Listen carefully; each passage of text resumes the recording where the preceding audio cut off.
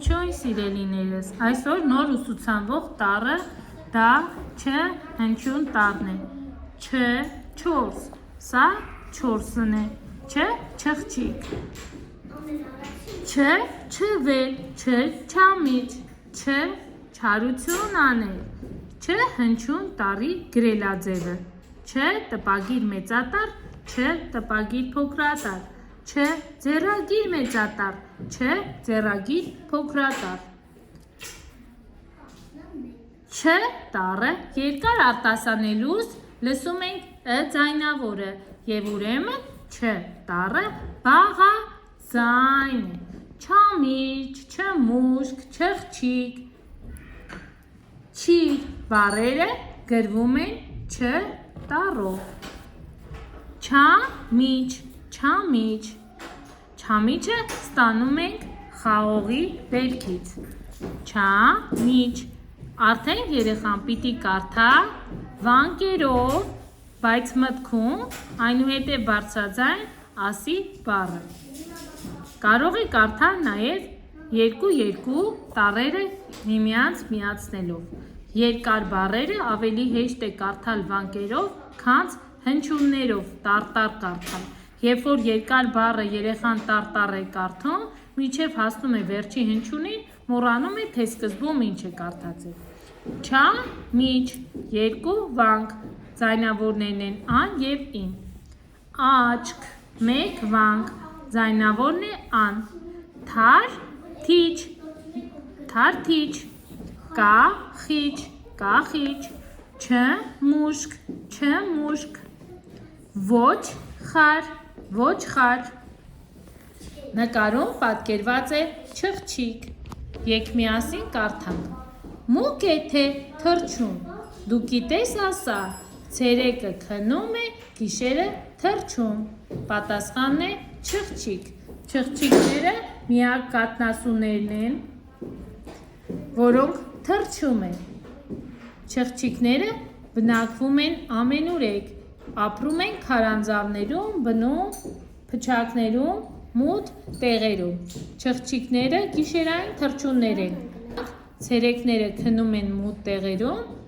իսկ գիշերները դուրս են գալիս որսի, նրանք որսում են բազմաթիվ միջատների, որով օգուտ է տալիս մեր վիճավայրին, չխչիկները մտնում են ձմեռային քուն, նրանք ձմեռը խոր քուն են մտնում, գարնանը նոր արթնանում են,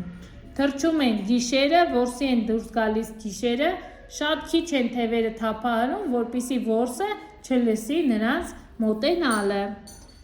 չխչիկները մի վատ սովորություն ունեն, որ կարողանում են շատ արագ տարածել որևէ հիվանդություն,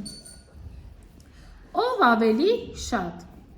ծիրանի չիր, այստեղ գրված են բառակապակցություններ, կետերը ցույց են տալիս, որ մենք նույնպես պիտի մեր կողմից ավելացնենք բառակապակցություններ, էլ ինչի չիր է լինում, սալորի չիր, էլ խնձորի չիր, հարմար չմուշկ, էլ ինչպիսին են լինում չմուշկները,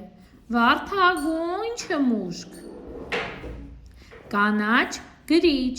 էլ ինչպիսին են լինում գրիչները, գունավոր գրիչ, կապույտ գրիչ, չորս, ինչ կարող է լինել չորս հատ, ցույց տան քանակը, չորս մատիտ, չորս սեղան, չորս աթոռ, թվարկեցի ես առարկաներ, չորս մարդ, թվարկեցի անձիկ, չորս եղբայր, չորս քույր, գտիր թաքնված տառերը, ամենասկզբում տառերը համարակալված են, պիտի ընդամենը տեղադրեք, մեկ թվի տակ գրված է ա տառը, երկուսի տակ չն, երեքի տակ խն, ապա տեղադրենք, 7-ի տակ կն, գրենք կ, մեկի տակ աներ ա, 3-ի տակ խ, 8-ի տակ ի և 9-ի տակ, 2-ի տակ չ, կարդանք բառը կստացվի կախիչ, կախիչ և այդպես շարունակ, կարդանք Չամիչ ստեղծագործությունը։ Սա պատմության վերնագիրն է։ Սա սկիզբն է, սա վերջն է, սա ընթացքն է, թե ինչպես է զարգանում պատմությունը։ Պատմություն ուներ սկիզբ, վերջ և բովանդակություն։ Չամիչը խաղողի չիր է։ Այո, չամիչը խաղողի չիր է։ Այն համով տարբերվում է մյուս բոլոր չրերից։ Նախադասությունը ավարտվեց։ Չամիչը ուտում են ընկույզի ու նուշի հետ։ Երեխաները չամիչ շատ են սիրում։ Հաշվեք տեսնենք քանի նախադասություն ուներ մեր ստեղծագործություն չամիչը։ Չամիչը խաղողի չիր էր։ 1. Այն իր համով տարբերվում է մյուս բոլոր չրերից։ 2. Չամիչն ուտում են ընկույզի և նուշի հետ։ 3. Երեխաները չամիչ շատ են սիրում։ 4. Մեր ստեղծագործությունը քանի նախադասություն ուներ։ 4. Նախադասությունը գրվում էր մեծատար, վերջում դնում էինք վերջակետ։ Նախադասությունը բառերի այն խումբն էր, որը մի ընդհանուր միտք էր արտահայտում։ Մենք ունենք այստեղ 4 նախադասություն։ Այստեղ պիտի գտնեք թաքնված բառերը։ 4. Պոչ, աչք, չիր, խաչ։ Այս գրվածքները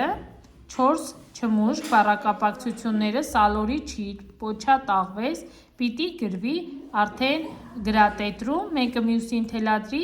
երեխաները պիտի իրենց աշխատանքային տետրում աշխատեն և գրեն։